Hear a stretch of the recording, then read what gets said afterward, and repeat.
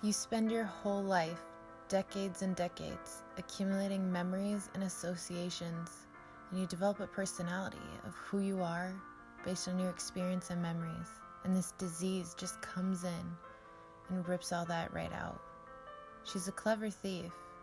She not only steals from you who you truly are, but she steals the very thing you need to remember what's even been stolen. At Edgewood, they give them back the pieces that have been stolen. They walk the halls and see scenes from their lives. The kitchen where they watched their mother bake, the dress they wore to their high school dance, the porch they gathered on to enjoy the long summer nights, the yard full of laundry hanging from the wires, the schoolhouse where they once learned how to write and read, and the shop where they learned that you can fix anything. On our first afternoon at Edgewood Vista, we were able to first introduce ourselves and get to know the residents. We had small questionnaires that we were able to pull questions out of and ask them. Questions such as, who is your favorite singer? Or, what is your favorite memory you have? Or, what high school did you go to?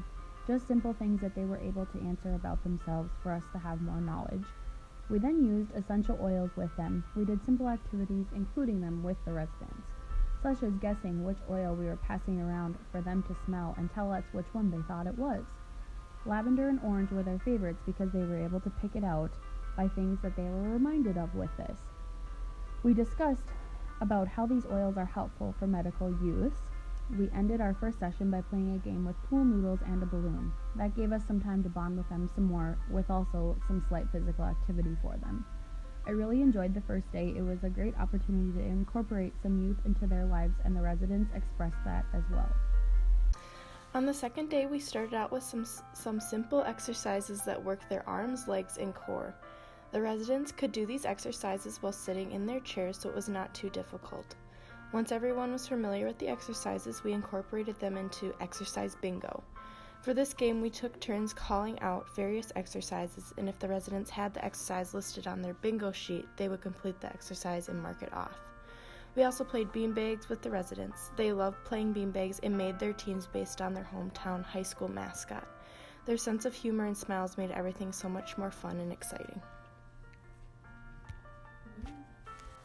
During our third session, we invited the residents to listen to songs and guess what the titles of them were.